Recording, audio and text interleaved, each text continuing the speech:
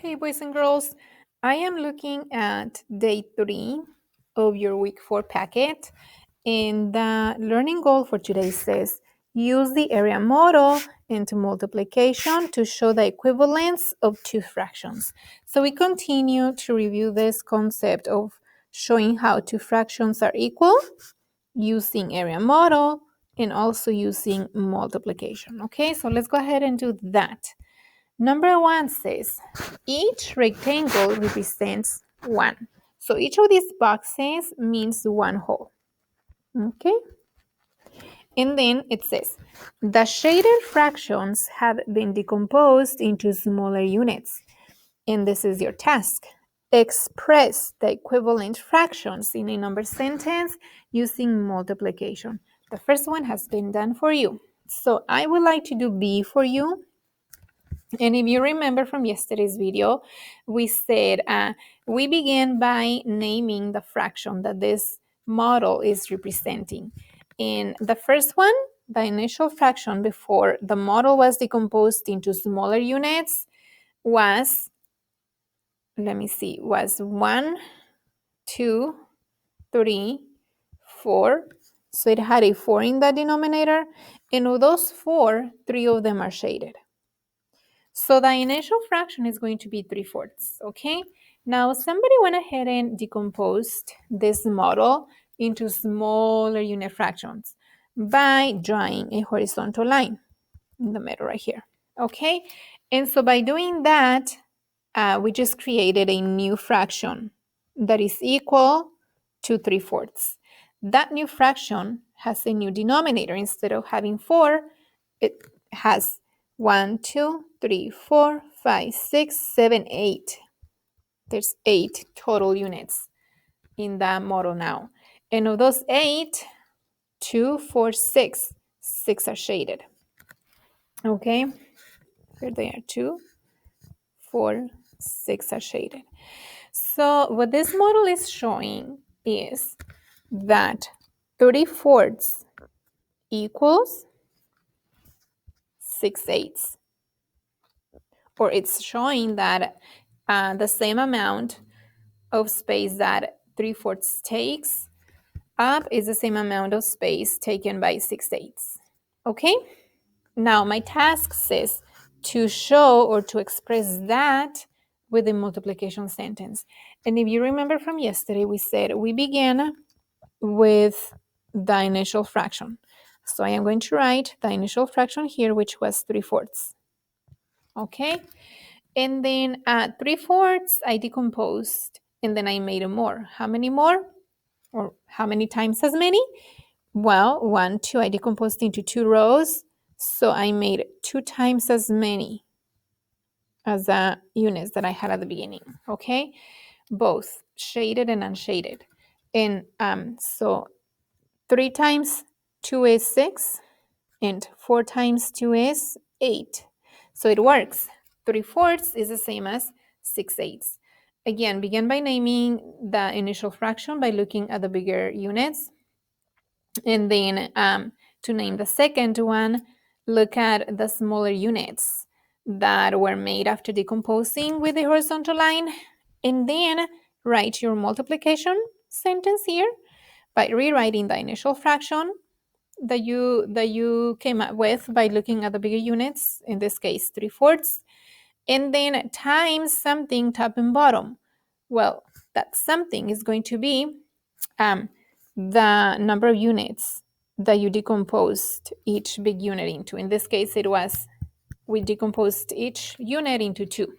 So times 2 top and bottom. And then you can go ahead and try it and see if it works. And that's it. Okay? You're just showing that 3/4 is equal to 6/8. That's it for number 1. Number 2 says decompose both shaded fractions into 12s. So into 12s. And then it says express the equivalent fractions in a number sentence using multiplication. Okay, so both of these models have different fractions. And you're going to need to decompose both models so that they both have another fraction here that has 12. as a denominator, okay? And so let's begin by naming the fraction that we have just by looking at the big units, okay, without having decomposed. And I can clearly see that this initial fraction is 1, 2, 3, 4, 5, 6. There's 6 in the model, in the whole. So my denominator is 6. And of those 6, 3 are shaded. So the initial fraction is 3/6. Okay? Now I'm going to help you out with the other one. The initial fraction here is going to be 1, 2, 2 out of 1, 2, 3, 4. 2 out of 4.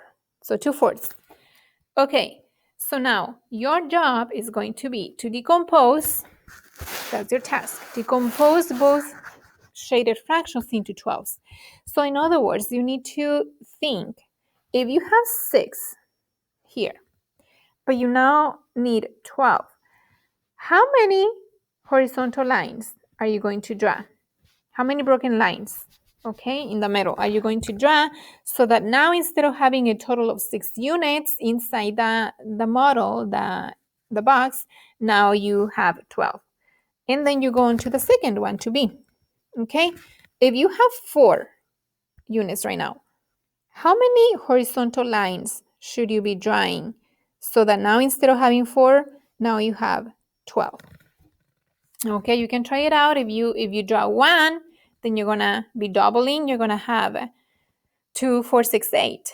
So one line is not gonna work. Okay, so try it out and then decide how many lines to decompose into 12 smaller units.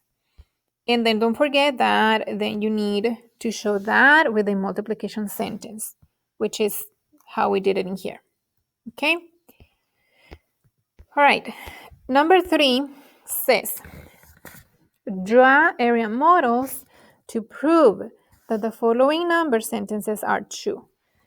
So all of these fractions are equal, okay? We need to show with area models how that works. We need to prove that 1/3 is the same as 2/6. So I'm gonna draw the area model, okay? And then I am going to begin by representing 1/3. So I need 3. 1, 2, there's 3 total units inside one hole, and one of them needs to be shaded. So 1/3. Okay, so here's 1/3. Now I need to prove how that same space, that same shaded area, that means 1/3, also means 2/6. Okay? So in other words, I need to decompose into smaller units so that instead of 1, 2, 3, I now have 6 units. Okay? Well, let me try it out. Should I draw 1 horizontal line?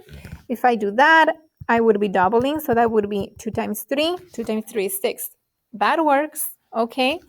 So now the one hole, instead of having 30 units, it now has 2, 4, 6 units, which is what I needed. And I can clearly see that 1, 2, 2 of them are shaded. Okay, so there it is. I just proved that 1/3 is equal to 2/6. They mean the same space, the same area. And that's it for number 3, because it doesn't say to write a multiplication sentence. It only says to draw the models, okay? So you're going to need to do the same thing for the rest of them for number 3. Again, try it out and think. You know, sometimes it's going to be only 1 horizontal lines. Sometimes you're going to need 2. You may need 3 horizontal lines, depending on the denominator that you're starting out with, and then how many new units you need to make, okay, to create the second fraction. All right, so that's number 3. Number 4, it says use multiplication. So use multiplication to create an equivalent fraction for each fraction below. Notice how in this one, it doesn't say to draw an area model. We only need to use multiplication. And if you remember from class, we created equivalent fractions using multiplication by multiplying top and bottom by the same number. That would mean like by the number of rows that we would be decomposing. So for example, here we decomposed into 2 rows. So if I wanted to show 1/3 equals to 6 with multiplication, I would write 1/3 times 2 because I made it 2 rows. And then I would do it. 1 times 2 is 2, and 3 times 2 is 6. Okay, so this is how we would create equivalent fractions with the multiplication without the model, just by thinking of how many rows would I decompose into. Well, in this case, guess what? I am going to choose to multiply by 2, top and bottom. Okay, remember, if it doesn't tell you into how many units to decompose or how to multiply, what number to multiply by, then you choose. And I am choosing 2. And then 2 times 2 is 4, and 3 times 2 is 6. So I can say, so 2/3 equals 4/6. That's it. I just created equivalent fractions using multiplication. You could use 2, you could use 3, you could choose any number to multiply top and bottom. Okay, it doesn't matter unless it's telling you specifically to use one. For example, 10/8, I am going to choose to multiply by 3. Okay, and so I can clearly see that 10 times 3 is 30, and 8 times 3 is 24. So 10/8 equals 30 24ths. Could you use 2 again? Of course, you could use 2 for all of them if you want to. It is your choice. Actually, I recommend that. Don't go crazy with multiplying by big crazy numbers. It is not necessary.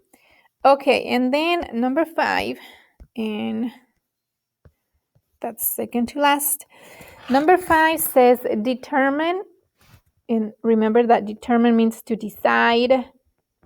Determine or decide which of the following are true number sentences. Correct those that are false by changing the right-hand side of the number sentences. Okay, so now that we have learned or practiced how to create equal fractions with multiplication, we can use that to check which of these are correct. For example, let me check A, okay? 2/3 equals 4/9. Well, let me go ahead and check with multiplication top and bottom, okay? And then I can check the top, okay? 2 times what equals 4? 2 times 2 equals 4. Now, if this statement is true, then 2 should also work in the bottom. And let me check. So 2 times 2 is 4, yes. 3 times 2 is not 9. 3 times 2 is 6. So this statement is actually false, okay? And so I did the first task in for number 5, which was deciding or determining if the number sentence was correct. I just determined that it's false because I checked with multiplication. Now the other part of it is to correct, okay, the number that is wrong. Actually, the 9 should not be 9. The 9 should be 6 because 3 times 2 is 6. So the statement should say 2/3 equals 4/6. That would be the correct statement. Okay? And so you do the same thing for the rest of them. Check with multiplication and then see that the same number that you used to multiply on the top works also to multiply in the bottom. If it doesn't work, then you know that the statement is false and then you need to correct it. All right, so that is it for number 5. I think that there's a last one here. Number doesn't have a number. It's just, oh, it's the application problem. It says, Sasha says that every number in the 20s is a composite number because 2 is even. And then Amanda says that there are 2 prime numbers in the 20s. Who is correct? How do you know? Okay, so I am just going to remind you of what composite and prime numbers are, okay? A composite number, remember? A composite number means a number that has more than 2 factors, okay? A prime number is a number that has only 2 factors. 2 factors. For example, if I am deciding whether or not 8 is prime or composite, I think of the factors of 8, okay? So I know that the factors of 8 are 1 and 8, because 1 times 8 is 8. 2 and 4, because 2 times 4 is 8. 3 is not a factor of 8, because 3 times nothing equals 8. 4 is a factor of 8, because 4 times 2 is 8. However, I already have 4 in here, so I am done. Okay, so now that I determined the factors of 8, now I count them. How many factors does 8 have? 8 has 1, 2, 3, 4 factors. And remember, numbers that have more than 2 factors are composite. So 8 is composite. Okay? 8 is composite. Okay, how about if I were deciding if 3 is composite or prime? Well, I know that the factors of 3 are going to be 1 and 3, because 1 times 3 is 3. 2 is not a factor of 3, because 2 times nothing is going to equal exactly 3. 3 is a factor of 3, because 3 times 1 is 3. However, I already have 3 here, so I am done. Remember, once we repeat the number, we know that we are done listing the factors. And so actually, 3 only has 2 factors. And I know that numbers that only have 2 factors are prime. So 3 is a prime number. Okay? And so that's how I determine if a number is composite or prime. Okay? So now with that knowledge, go ahead and read the problem and then try it out and decide. This is kind of like a challenge problem for you. Okay? If you need help with any of the other problems, go ahead and contact me. I'm always available to help you. Text me and we can arrange a phone call or something else to help you, okay?